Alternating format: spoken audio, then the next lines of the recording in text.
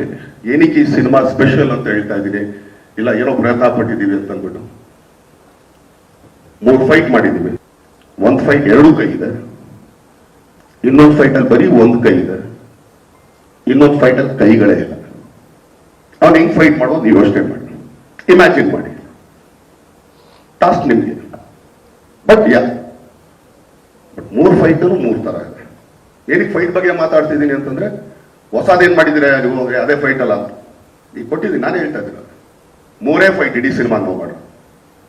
1 fight 2 ಕೈ ಇದೆ, 1 ಫೈಟಲ್ಲಿ ಬರೀ 1 ಕೈ ಇದೆ, ಇನ್ನೊಂದು ಫೈಟಲ್ಲಿ 2 ಕೈ ಇಲ್ಲ. ಸೊ ಇಷ್ಟು ಸಾಕು ಅಂತ ಅನ್ಕೊಳ್ತೀನಿ. ಏನಕ್ಕೆ ನಾವು ಸ್ಪೆಷಲ್ ಅಂತ ಹೇಳ್ತೀವಿ ಎಲ್ಲರೂ ಸಿನಿಮಾಗಳಲ್ಲಿ ನಾವು ಅನ್ಕೊಳ್ತೀವಿ, ಹೀರೋ ಎಂಟ್ರಿ ಅಂದ ತಕ್ಷಣ ವಾವ್ ಧೂಮ್ ಧಮಾಕ್. ನೀವು ಫಸ್ಟ್ ಸಾಂಗ್ ನೋಡ್ಬೇಕು ಅಂದ್ರೆ ಹೆಚ್ಚು ಕಮ್ಮಿ 20 ನಿಮಿಷ ಕಾಯ್ಬೇಕು. ಫಸ್ಟ್ ಫೈಟ್ ಬರಬೇಕು ಅಂದ್ರೆ 40 ನಿಮಿಷ ಕಾಯ್ಬೇಕು.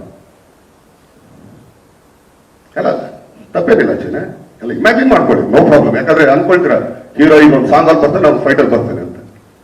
ಅದೇ ಕಂಟೆಂಟ್ ಅಂತ ಏನಕ್ಕೆ ಹೇಳ್ತಾ ಇದ್ರು ಅಂತ ಈಗ ಅರ್ಥ ಮಾಡ್ಕೊಳ್ಳಿ ಅಂತ ಹೇಳ್ತಾರೆ. ಯಾಕಂದ್ರೆ ಅಷ್ಟೊತ್ತೆಲ್ಲ ಮಾತಾಡಿದ್ರು ನಿಮ್ಗೆ ಓಕೆ ಇದು ಒಂದು ಹಿಂಗೆ ಆಬ್ವಿಯಸ್ಲಿ ಪಾಪ ದಿನಕ್ಕೆ ಆಕ್ಚುಲಿ ಇಲ್ಲ ಅಂದ್ರೆ ವಾರದಲ್ಲಿ ಒಂದು 10 ಪ್ರೆಸ್ ಮೀಟ್ಗಳು ಹೋಗಿರ್ತೀರ. ನನ್ ಸ್ಪೆಷಲ್ ಎಲ್ಲರೂ ಹೇಳಿರ್ತಾರೆ.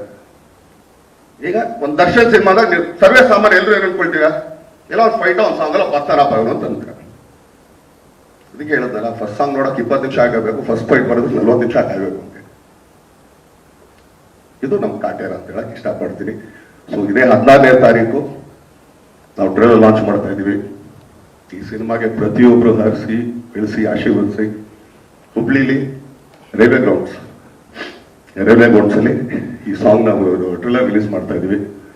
ಸೊ ಎಲ್ಲ ಬನ್ನಿ, ಎಲ್ಲ ಹರಿಸಿ ಹಾರೈಸಿ ಅಂತ ಕೇಳ್ಕೊಳ್ತೀನಿ. ಆಮೇಲೆ ಎಸ್ಪೆಷಲಿ ಈ ಸಿನಿಮಾ ಬೇಸ್ ಆಗಿರೋದು ರೈತರ ಮೇಲೆ. ಇನ್ನೇನ ದೊಡ್ಡದಾಗ ಅದು ಇದು ಅಂತ ಏನಿಲ್ಲ, ರೈತರ ಮೇಲೆ. ಅದಕ್ಕೆ ನಾವು ಮೊದಲನೇ ಸಲಿನೇ ಬಿಟ್ಟಿದ್ದು ಹಿಂದಿರೋ ದಾರಿ ಮುಂದಿರೋ ಜವಾಬ್ದಾರಿ ಅಂತೇಳಿ. ಸೊ ಅದೇ ತರ ಲೀಡ್ ಆಗಂತ ಒಂದು ಸಿನಿಮಾ ಇದೆ. Thank you. ಏನಾದಿದ್ರೆ ಕೇಳಿದ್ರೆ ಕೇಳಿ. ಹಾಗೇನೆ ಡಿಸೆಂಬರ್ 29ನೇ ತಾರೀಕು ತೆರೆ ಮೇಲೆ 10:30 ಮಾರ್ನಿಂಗ್ ಶೋಗೆ ಗೊತ್ತಿಲ್ಲ. 29ನೇ ತಾರೀಕು ಬೆಳಗ್ಗೆ ಇದೇ ಶುಕ್ರವಾರ. ಸೊ ಅಟೆರ ಬರ್ತಾ ಇದೆ, ಎಲ್ಲರೂ ನೋಡೋಣ. ನೀವು ನೋಡಿ, ಜೊತೆ ಕರ್ಕೊಂಡು ನಾವು ನೋಡ್ತೀವಿ. ಯಾಕಂದ್ರೆ ನಮಗೂ ಇನ್ನೇನು ತೋರಿಸಿಲ್ಲ, ಬರೀ ರಫ್ ಆಗಲಿ ಇಲ್ಲಿ ಡಬ್ಬಿಂಗ್ ಮಾಡಿದಾಗ ನಾವು ನೋಡೋದು. ಸೊ ಈ ಸಿನಿಮಾದಲ್ಲಿ ಫಸ್ಟ್ ಆಫ್ ಆಲ್ ಆಕ್ಚುಲಿ ನಮ್ಮ ತಾತ ನಾನು ತುಂಬಾ ಥ್ಯಾಂಕ್ಸ್ ಹೇಳ್ತೀನಿ. ಯಾಕಂದ್ರೆ ಈ ತರ ಸಿನಿಮಾ ಒಪ್ಕೊಂಡು ಮಾಡ್ತೀನಿ ಬಾಯ್ದಿನ ಅಂತ ಅಂದ್ಬಿಟ್ಟು. ಯಾಕಂದ್ರೆ ಎಲ್ಲರೂ ಮಾಡೋದು ಸಿನಿಮಾ, ಎಲ್ಲರೂ ಮಾಡೋಕ್ಕಾಗಲ್ಲ ಅಂತ ಮಾಡ್ಬೋದು, ಆದ್ರೆ ಆ ಪೇಷನ್ಸ್ ಇದಲ್ಲ. ಯಾಕಂದ್ರೆ ನಮ್ಗೆ ಈ ಸಿನಿಮಾ ತಡ ಆಗಿದ್ದು ಯಾರೋ ಡೇಟ್ ಸಿಕ್ಕಿಲ್ಲ, ಇನ್ನೊಂದಿಲ್ಲ, ಅವನೇ ಹೊಟ್ಟೋದ ಹಿಂದೆ ಹೊಟ್ಟೋದ ಇಲ್ಲ. 1-2 ಹಳ್ಳಿನ ಕ್ರಿಯೇಟ್ ಮಾಡೋದಿತ್ತಲ್ಲ. ಆಮೇಲೆ ಒಂದು ಹಳ್ಳಿ ಹಾಕ್ಬಿಟ್ಟು ಅದನ್ನೇ ಸ್ವಲ್ಪ ಪಾರ್ಟ್ ಮಾಡಿ ಇನ್ನೊಂದು ಹಳ್ಳಿ ಮಾಡ್ಕೋಬೋದಾಗಿತ್ತು. ಇಲ್ಲಪ್ಪ ಬೇರೆನೇ ಮಾಡೋಣ ಅಂತೇಳಿ ನಾನು ಹಂಗೂ ಹೇಳಿದೆ. ನಿನಗೆ ಏನ್ ತಾತ ಈ ತರ ಇದು, ಅದನ್ನೇ ಸ್ವಲ್ಪ ಎಲ್ಲ ಚೇಂಜ್ ಮಾಡಿದ್ರೆ ಗೊತ್ತಾಗಲ್ಲ. ಇಲ್ಲ ನಂಗೆ ಹಂಗೆ ಆಗ್ಬೇಕು ಅಂತ ಹೇಳಿ ಅದಕ್ಕೆ 2 ತಿಂಗಳು ನಮ್ಮನ್ನು ಕೂರ್ಸೋದು. ಆದ್ರೂ ಕೂಡ ಅವಾಗ ಕೂತಾಗ 2 ತಿಂಗಳು ಅದೇ ಅನ್ಕೊಂಡಿದೆ. ಹೋಗ್ಲಿ 2 ತಿಂಗಳು ಡ್ರೈವರ್ ಆಗ ನನಗೆ ಆಕ್ಚುಲಿ ಸುಮ್ಮನೆ ಕೆಲಸ ಎಲ್ಲ ಮನೆ ಕೂತ್ಕೊಳಕ್ ಆಗಲ್ಲ ನನಗೆ ಅಂತ ಅದಕ್ಕೂ ಇದು ಮಾಡ್ಲಿಲ್ಲ. ಆದ್ರೆ ಬಟ್ 2 ತಿಂಗಳಾದ್ಮೇಲೆ ಬಂದ ಹಳ್ಳಿ ನೋಡಿದಾಗ ಯಾವತ್ತಾತ 2 ತಿಂಗಳು ಕಾದಿದ್ದಕ್ಕೂ ತುಂಬಾ ಚೆನ್ನಾಗಿದೆ ಅಂತ ಹೇಳಿ. ಸೊ ಆ ತರ ಪ್ಯಾಷನೇಟ್ ಇರೋಂಥ ಪ್ರೊಡ್ಯೂಸರು. ಸೊ ಈ ತರ ಸಬ್ಜೆಕ್ಟ್ಗಳು ಯಾರೇ ತಗೊಂಬಂದ್ರು ನಾವು ತಾತರಿಗೆ ಆಕ್ಚುಲಿ ಒಪ್ಸೋದೊಂದೇ ಕಷ್ಟ. ಒಪ್ಸೋದ್ಮೇಲೆ ಸಿನಿಮಾ ಆಗೋದು ಯಾರಿಗೂ ಗೊತ್ತಾಗಲ್ಲ. ಸೊ ನೋಡ್ರಿ, ಆಕ್ಚುಲಿ 29ಕ್ಕೆ ನಾವು ಬರೋಣ ಅಂತ ನಮ್ ಸಿನಿಮಾ, ನಮ್ ಜಾಗ ಇದು.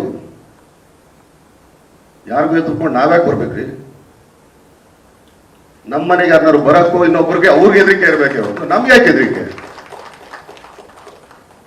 ಯಾಕಂದ್ರೆ ನಮ್ ಕನ್ನಡ ಜನಗಳು ಇದಾರ ಇಲ್ವಾ ಅಂತ ನಮ್ಗೆ ಡೌಟ್ ಬಂದ್ಬಿಡ್ಬೋದು.